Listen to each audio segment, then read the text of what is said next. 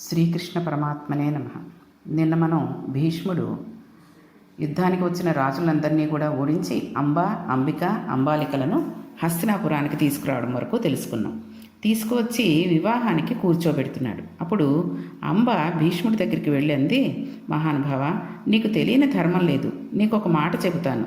నేను సాల్వుడు అనే రాజును ప్రేమించాను. ఆయన కూడా నన్ను ప్రేమించాడు. ఆయన నా యందు పతిత్వ భావమును పొందాడు. కావున నేను ఇప్పుడు వేరొక పురుషునికి భార్యను కావడం అమర్యాద. అలా నేను కాకూడదు. అందుకని నన్ను తీసుకువెళ్ళి సాలుడికి అప్పజెప్పవలసింది అంది. అప్పుడు భీష్ముడు, మనసు లేని స్త్రీ రాజులకు భార్యగా ఉండడానికి వీలు కాదు. అందుకని పరపురుషుని యందు అనురక్తి కలిగిన స్త్రీ భార్యగా ఇంట్లో ఉండడం తాచుపాముని పెంచుకోవడం లాంటిది. అందుకని నువ్వు నా తమ్మునికి భార్యగా ఉండడానికి వీలు లేదు. నిన్ను తీసుకువెళ్ళి సాల్వుడికి అప్పచెప్పేస్తాను అని చెప్పి ఆమెను సాల్వుడి రాజ్యమునకు రథంలో పంపించాడు. పంపిస్తే ఈమె సాల్వుడి అంతఃపురంలో ప్రవేశించి ఎంతో సంతోషంతో సాల్వుడి దగ్గరికి వెళ్ళి, నేను వచ్చేశాను, భీష్ముడు నన్ను నీ వద్దకు పంపించి వేశాడు అని చెప్పింది. అప్పుడు ఆయన అన్నాడు, అంతమంది రాజులు చూస్తుండగా నన్ను కూడా ఓడించి భీష్ముడు ఏనాడు నీ చెయ్యి పెట్టి రథం ఎక్కించి తీసుకువెళ్ళాడో ఆనాడే నీవు భీముడి సొత్తు అయిపోయావు. ఇప్పుడు చేతకాని వాడినై భీష్ముడు పెట్టిన భిక్షను భార్యగా స్వీకరించడానికి నేను క్షత్రియుడను, రాజ్యపాలకుడును, మహారాజును. నేను నిన్ను వల్లను. ఎవరు నిన్ను గెలుచుకున్నారో నీవు వాళ్ళకే సొత్తు అన్నాడు. ఒక ఆడదాని బాధ చరిత్రను ఎలా మారుస్తుందో చూడండి. అందుకే స్త్రీల జోలికి వెళ్ళి నిష్కారణంగా వాళ్ళ మనస్సు ఖేదపడేటట్లు ప్రవర్తించకూడదు. ఆవిడ బాధపడుతూ ఒక తపోవనానికి చేరి ఋషులను సమీపించి, నేను తపస్సు చేసుకుంటాను, నాకు సన్యాసం ఇవ్వవలసింది అని వారిని కోరింది. అప్పుడు ఋషులు అన్నారు, నీవు నిండు యవ్వనంలో ఉన్నావు. నీవు వచ్చి ఇక్కడ ఆశ్రమంలో కూర్చుంటే ఇక్కడున్న వాళ్ళు తపస్సులు పాడైపోయి లేనిపోని గొడవలు వస్తాయి. అందుకని నీవు ఇక్కడ ఉండడానికి వీలు లేదు. ఈవేళ రాత్రికి ఉండు. రేపటి రోజున నీ మార్గం నీవు చూసుకో. పైగా ఇప్పుడు సన్యాసం ఏమిటి? ఉంటే భర్త దగ్గర ఉండాలి, లేకపోతే తండ్రి గారి దగ్గర ఉండాలి. అందుకని నీవు నీ తండ్రి దగ్గరికి వెళ్ళవలసింది అన్నారు. ఆమె తన తండ్రి దగ్గరకు వెళ్ళనన్నది. ఆవిడ అదృష్టం కొద్దీ మరునాడు ఉదయం ఆవిడ తల్లిగారి తండ్రి గారు అంటే తాతగారు వచ్చారు. తాతగారికి తన గోడు వెళ్ళపోసుకుంది. ఆయన అన్నాడు, నేను పరశురాముడికి అంతేవాసిని. పరశురాముడు భీష్ముడికి గురువు. అందుకని పరశురాముడితోటి భీష్ముడికి చెప్పిస్తాను అన్నారు. ఈలోగా ఒక పరిచారకుడు వచ్చి, అయ్యా, పరశురాముల వారు వేం చేస్తున్నారు అన్నాడు. పరశురాముడి దగ్గరికి వెళ్ళి అంబ తన గోడు చెప్పుకుంది. పరశురాముడు ఆమె గోడు విన్నాడు. ఆయన హృదయం కరిగిపోయింది. నేను నిన్ను తీసుకుని హస్తినాపురానికి వెడతాను. భీష్ముడిని పిలిచి తను గెలుచుకున్నవాడు కాబట్టి నిన్ను వివాహం చేసుకోమని చెప్తాను అని ఆమెను రథం ఎక్కించి హస్తినాపురానికి తీసుకువెళ్ళాడు. హస్తినాపురం బయట విడిది చేసి భీష్ముడికి కబురు చేశాడు. వచ్చినవాడు గురువు కనుక భీష్ముడు ఒక ఆవును తీసుకుని వచ్చాడు. ఆవుని దానం ఇచ్చి నమస్కారం చేసి, మహాప్రభో, మీరు రావడమే అదృష్టం, రాజ్యంలోకి ప్రవేశించండి అన్నాడు. అప్పుడు ఆయన అన్నాడు, నేను నీ రాజధానిలోకి రావడానికి రాలేదు. నీవు ఓడించి తెచ్చిన కాంత అంబను భార్యగా స్వీకరించు అన్నాడు. భీష్ముడు అన్నాడు, ఒకవేళ పంచతన్మాత్రలు తమ తమ విధులను నిర్వర్తించడం మానివేస్తే మానివేయుగాక, కానీ నేను ఒకసారి చేసిన ప్రతిజ్ఞ నుండి మాత్రం వెనకడుగు వేసే సమస్య లేదు. అందుకని నేను మాత్రం ఈమెను భార్యగా స్వీకరించను అన్నాడు. అప్పుడు పరశురాముడు, అయితే ఎవరి కోసం తెచ్చావో ఆ తమ్ముణ్ణి వివాహం చేసుకోమను అన్నాడు.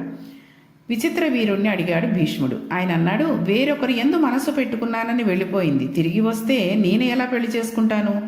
నాకక్కర్లేదు అన్నాడు. విచిత్ర వీరుడికి ఎంత పౌరుషం వచ్చిందో చూడండి. ఇప్పుడు పరశురాముడికి ఆగ్రహం వచ్చింది. ఆయన భీష్ముని, నువ్వు అంబను వివాహం చేసుకుంటావా లేక నాతో యుద్ధం చేస్తావా అని అడిగాడు. దానికి భీష్ముడు అన్నాడు, ప్రతిజ్ఞాపాలన కోసం ప్రాణాలను విడిచిపెట్టేస్తాను. మీరు కురుక్షేత్రమునకు పదండి, నేను అక్కడికి యుద్ధానికి వస్తాను అన్నాడు. ఇద్దరూ కురుక్షేత్రం చేరుకున్నారు. అక్కడ బ్రహ్మాండమైన యుద్ధం 22 రోజులు జరిగింది. ఒకళ్ళని ఒకళ్ళు తుత్తునీయులుగా కొట్టేసుకున్నారు. ఆఖరికి ఒకరోజు రాత్రి శిబిరంలో భీష్మాచార్యుల వారు పడుకుని ఉన్నారు. రోజూ భీష్ముడు పరశురాముడికి నమస్కారం పెట్టి ఆయనతో యుద్ధం చేసేవాడు. ఆయన తనకు గురువుగారు కదా, పరశురాముడిని నిగ్రహించడం ఎలాగా అని ఆలోచిస్తున్నారు. అప్పుడు ఆయనకు అష్టవసువులు సాక్షాత్కరించారు. వారు, భీష్మ, నీవు బెంగపెట్టుకోకు. పరశురామునికి కూడా తెలియని అస్త్రం ఒకటి ఉంది. అది విశ్వకర్మ మంత్రంతో ఉంది. ఇది నీ ఒక్కడికే తెలుసు. రేపటి రోజున దానిని ప్రయోగించు. ఆ అస్త్రం ప్రయోగిస్తే మరునాడు సూర్యోదయం వరకు పరశురాముడు నిద్రపోతాడు. యుద్ధభూమిలో నిద్రపోయినవాడు మరణించిన వారితో సమానం. మరునాడు సూర్యోదయం వరకు మేల్కొనలేడు కాబట్టి పరశురాముడు మరణించినట్టే. కాబట్టి ఆ అస్త్రమును ప్రయోగించు అన్నారు. తప్పకుండా ప్రయోగిస్తానని లేచి ఆచమనం చేసి యుద్ధభూమికి వచ్చాడు. పరశురాముడి మీద ఆ అస్త్రాన్ని ప్రయోగిద్దామని బాణంను సంధించి మంత్రం పలుకుతున్నాడు. అప్పుడు ఆయనకు నారదాది మహర్షులు అందరూ దర్శనమిచ్చారు. వారు, భీష్మ, నువ్వు చాలా ఘోరమైన పాపం చేస్తున్నావు. ఇది నీ వంటి ధర్మాజ్ఞుడు చేయవలసిన పని కాదు. నీవు ఆ అస్త్రమును ప్రయోగిస్తే నీ గురువు మరణించిన వారితో సమానమైపోతాడు. అంతటి అపకారం, అంతటి అవమానం గురువు పట్ల చేయకూడదు. కాబట్టి నీవు ఆ అస్త్రయోగం చెయ్యకు అన్నారు. అప్పుడు భీష్ముడు గురువును అవమానించను అని ఆ అస్త్రాన్ని ఉపసంహారం చేసేశాడు. అదే సమయంలో పరశురాముడి తండ్రి అయిన జమదగ్ని మొదలైన వాళ్ళు వచ్చారు. వచ్చి పరశురామునితో, నువ్వు బ్రాహ్మణుడివై నీ శిష్యుని మీద అంత బాణప్రయోగం చేయకూడదు. భీష్ముడు ధర్మమునకు కట్టుబట్టాడు. నువ్వు ఉపశాంతి వహించవలసింది అని పరశురామునికి చెప్పారు. పరశురాముడు ఒక స్థితిలో భీష్ముడితో యుద్ధం చేస్తూ మోకాళ్ళ మీద దొర్లి రథంలోంచి కింద పడిపోయాడు. అందుకని పరశురాముడు భీష్ముని చేతిలో ఓటమిని అంగీకరించాడు. నేను ఓడిపోయినట్టే లెక్క. అంబా, ఇంక నేను నీ రక్షించలేను. నీకు ఎక్కడ రక్షణ దొరుకుతుంది అనుకుంటే అక్కడికి వెళ్ళిపోవచ్చు. నీకు ఎవరి వలన వివాహం అవుతుందని అనుకుంటే వారిని ఆశ్రయించు అన్నాడు. ఆవిడ ఇలా అంది, ఇప్పుడు నాకు ఒక విషయం అర్థమైంది. పరశురాముడు గతంలో 21 మారులు భూమండలం చుట్టూ తిరిగి క్షత్రుడైన వాళ్ళందరినీ తెగటార్చాడు. అటువంటి పరశురాముని ఈ భీష్ముడు ఓడించేశాడు. కాబట్టి భీష్ముడిని ఓడించేవాడు లేడు. కాబట్టి నా పెళ్ళి అవదు. నాకు పెళ్ళి అవదు కాబట్టి నేను ఒక ప్రతీకారం తీర్చుకుంటాను. భీష్ముడిని చంపుతాను అని ప్రతిజ్ఞ చేసింది. ఇంకా నాకు వివాహం అక్కర్లేదు. భీష్ముడు ఎలా చనిపోతాడు, ఇదొక్కటే నా కోరిక అని ఆవిడ తపస్సు చేయడం మొదలుపెట్టింది. ఒకచోట ఆమె ముందు సుబ్రహ్మణ్యేశ్వర స్వామి గురించి తపస్సు చేస్తోందని పేర్కొనడం జరిగింది. స్కందుడు ప్రత్యక్షమై, ఏమి నీ కోరిక అని అడిగాడు.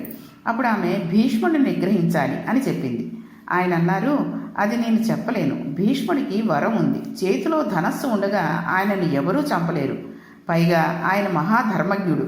అందుకని నేను నీకు ఒక పుష్పమాలను ఇస్తాను. ఈ పుష్పమాల మెడలో వేసుకుని ఎవరు యుద్ధం చేస్తే వారు భీష్ముడి మీద గెలుస్తారు అని ఆమెకు ఒక పుష్పమాలను ఇచ్చాడు. మెడలో ఈ పుష్పమాల వేసుకుని భీష్ముడితో యుద్ధం చేయమని ఆమె ఎందరో రాజులను అడిగింది. అప్పుడు వాళ్ళు అన్నారు, మహాధర్మాత్ముడైన భీష్ముడితో మేము ఎందుకు యుద్ధం చేయాలి? ఆయనని ఎందుకు సంహరించాలి? ఈ మాలను మేము వేసుకోం. మేము ఆయనతో యుద్ధం చెయ్యం అన్నారు. అప్పుడు ఆమె ఆ మాలను ద్రుపదరాజు గారి ఇంటి రాజద్వారం మీద వేసి మళ్ళీ తపస్సు చేసింది. ఈసారి రుద్రుడు ప్రత్యక్షమయ్యాడు. ఏం కావాలి అని అడిగాడు. అంటే భీష్ముడిని సంహరించాలి అంది. అప్పుడు రుద్రుడు, నీకు ఈ జన్మలో ఆ కోరిక తీరదు. వచ్చే జన్మలో నీ కోరిక తీరుతుంది. కాబట్టి నీ శరీరం విడిచిపెట్టి వేరే జన్మ తీసుకోవాల్సింది అని చెప్పాడు. అప్పుడు ఆమె యోగాగ్నిలో శరీరాన్ని వదిలివేసి మరలా పుట్టింది. మరలా పుట్టినప్పుడు మరలా ఆమె స్త్రీగా జన్మించింది. ఆడదై పుడితే భీష్ముడు యుద్ధం చేయడు. అందుకని మగవాడిగా మారాలి. అందుకని మరల తపస్సు చేసి మగవానిగా మారింది. అందుకే శిఖండి అని పేరు పెట్టారు. అందుకే ఎవరైనా ఎంతకీ వెదలపెట్టకుండా ప్రాణం తీసేస్తున్నారనుకోండి, అప్పుడు వీడెక్కడ దొరికాడురా బాబు, నాకు శిఖండిలా దొరికాడు అంటూ ఉంటాం. శిఖండి వెనక అంత కథ ఉంది. శిఖండి ద్రుపదుని కుమారుడిగా జన్మించాడు. జన్మించి పెరిగి పెద్దవాడవుతున్నాడు. పాండవ పక్షంలో చేరాడు. మహానుభావుడు భీష్ముడు తన జీవితంలో ఎన్నో అగ్ని పరీక్షలను ఎదుర్కొన్నాడు. ఇంత కష్టపడి విచిత్రవీరునికి అంబిక అంబాలికలను ఇచ్చి వివాహం చేశాడు. వివాహమైన కొంతకాలానికి విచిత్రవీరునికి క్షయవాది వచ్చి చనిపోయాడు. అంబిక అంబాలిక విధవలైపోయారు. వంశం ఆగిపోయింది. దాసరాజు ఏ సింహాసనం కోసమని సత్యదేవికి పుట్టిన కొడుకుల రాజ్యం ఇమ్మన్నాడో ఆ కొడుకులు ఇప్పుడు లేనేలేరు, మనవలు లేరు. వంశం ఆగిపోయింది. అప్పుడు ఆ సత్యవతీదేవియే భీష్ముడిని పిలిచి, భీష్మ, వంశం ఆగిపోయింది. యుగధర్మం అనుసరించి ఇది తప్పు కాదు. నా కోడళ్ళైన బట్టి అంబిక అంబాలిక యందు వాళ్ళు ఋతుస్నానం చేసిన తర్వాత నీవు వారితో అలా సంగమిస్తే మరల వంశం నిలబడుతుంది. వంశం కోసమని అలా సంగమించడంలో దోషం లేదు. అందుకని అది ధర్మబద్ధమైతే అత్తగారి అనుగ్రహంతో అలా సంగమించవలసింది అని అడిగింది. అయితే దాని యందు ఉండే ధర్మ సూక్ష్మం వేరు. అప్పుడు భీష్ముడు అన్నాడు, అమ్మా, నేను ఆనాడు ప్రతిజ్ఞ చేశాను. నేను ఏ స్త్రీ యందు కూడా అలా ప్రవర్తించను. నేను బ్రహ్మచర్య నిష్ట యందు ఉన్నవాడను. అందుకని వంశం లేకపోతే నేను ఏం చేయలేను. కానీ నేను మాత్రం అలా ప్రవర్తించను. దీనికి ఒక్కటే ఒక పరిష్కారం. ఎవరైనా బ్రహ్మజ్ఞాన సంపన్నుడై కేవలము వరకటాక్షం కోసమని సంగమించడం తప్ప శరీరమునందు అటువంటి కోరికలేని ఒక బ్రాహ్మణుని, ఒక బ్రహ్మజ్ఞానిని వేడుకో అన్నాడు. అప్పుడు సత్యవతీదేవి వ్యాసుడిని ప్రార్థన చేసింది. తర్వాత వ్యాసుల వారి ద్వారా పాండురాజు, ధృతరాష్ట్రుడు, విదురుడు జన్మించడం జరిగి కథ నడిచింది. ధృతరాష్ట్రుడు పుట్టాడు, పాండురాజు పుట్టాడు. పాండురాజు మరణించాడు. పాండురాజులకి పాండవులు జన్మించారు. ఇది వివరంగా మనకి మహాభారతంలో తెలుస్తుంది. ఇప్పుడు ఇదంతా సూక్ష్మంగా చెప్పేస్తున్నారు. పాండురాజు పుట్టాడు, అతనికి పాండవులు పుట్టారు, ఆ తర్వాత పాండురాజు మరణించడం, ఇవన్నీ చెప్తున్నారు. కానీ కుంతీదేవికి గురించి, పాండురాజు గురించి ఇవన్నీ కూడా మనకి మహాభారతంలో చాలా చక్కగా అందంగా వివరించబడింది. పాండురాజుకి పాండవులు జన్మించారు, ధృతరాష్ట్రునికి దుర్యోధనాదులు జన్మించారు. ఇంతమందిని సాగుతూ తాతగారై గడ్డాలు నెరిసిపోయి, జుట్టు నెరిసిపోయి, మహాధర్మజ్ఞుడై మహానుభావుడైన భీష్ముడు వీళ్ళందరికీ విలువిద్య నేర్పించి ద్రోణాచార్యులను గురువుగా పెట్టి అలా వంశాన్ని సాగుతూ నడిపిస్తున్నాడు. ఆయన కళ్ళ ముందే పాండురాజు పుత్రులకు, ధృతరాష్ట్రుని పుత్రులకు మధ్య బ్రహ్మాండమైన కలహం బయలుదేరింది. ఇప్పుడు ఇంత ధర్మం తెలిసిన భీష్ముడు కురుక్షేత్ర సంగ్రామం జరిగినప్పుడు మాత్రం పాండవ పక్షానికి వెళ్ళలేదు, దుర్యోధనుని పక్షంలో ఉండిపోయాడు. అలా ఎందుకు ఉండిపోవలసి వచ్చింది అంటే, నిజంగా భీష్ముడే కానీ ఒకవేళ పాండవ పక్షంలోకి వెళ్ళిపోతానని అన్నాడనుకోండి, అప్పుడు అసలు కురుక్షేత్ర యుద్ధం లేదు. దుర్యోధనుడు భీష్ముడిని, కర్ణుని ఆ ఇద్దరినీ చూసుకుని యుద్ధానికి దిగాడు. సర్వసైన్యాధిపత్యం ఇచ్చేటప్పుడు వీళ్ళిద్దరికీ సంవాదం వచ్చింది. భీష్ముడు బతికి ఉన్నంతకాలం తాను అసలు యుద్ధభూమికి రానన్నాడు కర్ణుడు. అక్కడే అమంగళం జరిగింది. భీష్ముడు ఎన్నో మార్లు ధర్మం చెప్పాడు. అర్జునుని ఎవరూ గెలవలేరు, పాండవుల పట్ల ధర్మం ఉన్నది, వాళ్ళు నెగ్గుతారు అని చెప్పాడు. అటువంటి భీష్ముడిని దుర్యోధనుడు పట్టుకుని వేలాడవలసిన అవసరం ఇవ్వకుండా పాండవ పక్షానికి వెళ్ళిపోయి ఉంటే అసలు కురుక్షేత్రం జరిగేది కాదు కదా. భీష్ముడు ఎందుకు వెళ్ళలేదు అంటే, అలాంటి భీష్ముడిని ముళ్ళపంది ఎలా అయితే ముళ్ళతో ఉంటుందో అలా అంగుళం మాత్రం చోటు లేకుండా అన్ని బాణాలతో కృష్ణుడు ఎందుకు కొట్టించాడు అన్నది. భీష్మంచ ద్రోణంచ జయద్రథంచ అని పరమాత్మ వాళ్ళందరినీ తానే సంహరిస్తున్నానని గీతలో చెప్పాడు. భీష్ముడిని అన్ని బాణాలతో ఎందుకు కొట్టాడు? ఈ రెండు భీష్మాచార్యుల వారి జీవితానికి సంబంధించి చాలా గహనమైన ప్రశ్నలు. కాబట్టి ఈ ప్రశ్నలకి సమాధానం మనం రేపటి పారాయణంలో తెలుసుకుందాం. శ్రీకృష్ణ పరబ్రహ్మణే నమః.